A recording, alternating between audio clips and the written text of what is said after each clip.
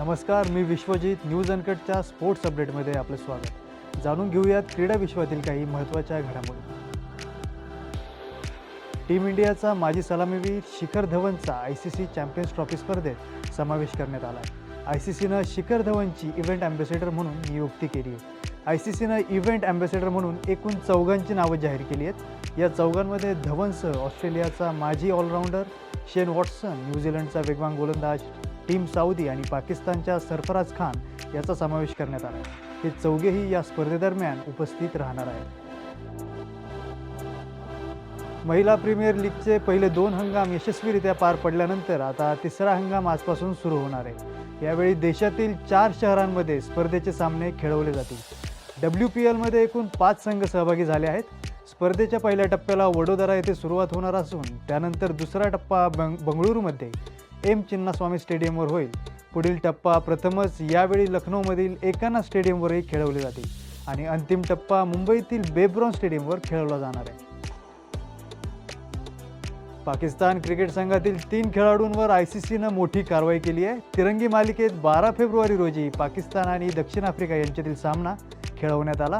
या सामन्यात ICCच्या आचारसंहितेचं लेव्हल 1चं उल्लंघन केल्याबद्दल 3 खेळाडूंना दंड ठोठावण्यात आला आहे. या 3 खेळाडूंमध्ये शाहीन आफ्रिदी, सौद शकील आणि कामरान गुलाम यांचा समावेश आहे.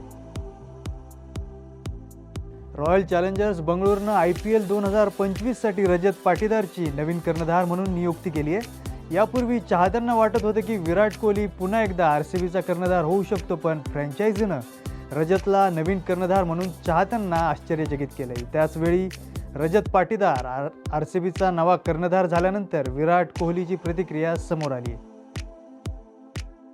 चॅम्पियन्स ट्रॉफी आधी बांगलादेश, अफगाणिस्तान, साऊथ आफ्रिका आणि अन्य संघ सराव सामने खेळणार आहेत.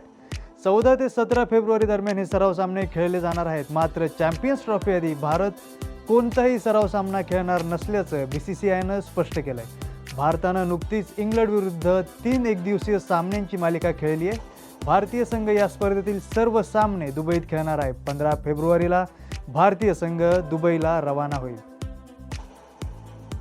रोशनाबाद येथील योगस्थळ हॉलमधील कुस्ती मैदानात महाराष्ट्राच्या यशाचा जल्लोष शेवटच्या दिवशीही घुमला. 53 किलो वजनी गटात स्वाती शिंदेनं मध्य प्रदेशच्या पूजा जाट विरुद्ध कडवी झुंज दिली. पहिल्या फेरीमध्ये स्वाती केवळ 1 गुणांनी आघाडीवर होती, मात्र दुसऱ्या फेरीमध्ये स्वातीनं भारंदाज डावावर सलग 4 गुणांची कमाई करत सुवर्णपदकाला गवसणी घातली.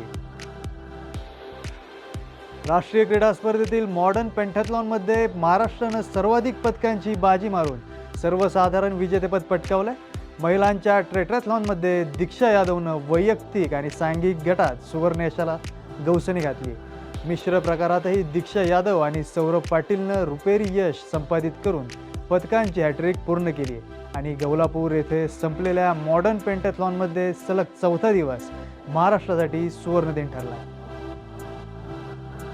उत्तराखंडमध्ये सुरू असलेल्या राष्ट्रीय क्रीडा स्पर्धेत महाराष्ट्रानं पदकांचा षटकार मारलाय. या कामगिरीत महाराष्ट्र केसरी विजेत्या मल्लांनी सुद्धा आपला ठसा उमटवलाय.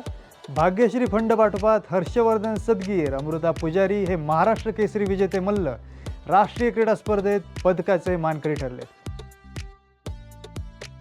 या बातमीसह स्पोर्ट्स अपडेटमध्ये इथेच थांबूयात. पाहत रहा न्यूज अनकट.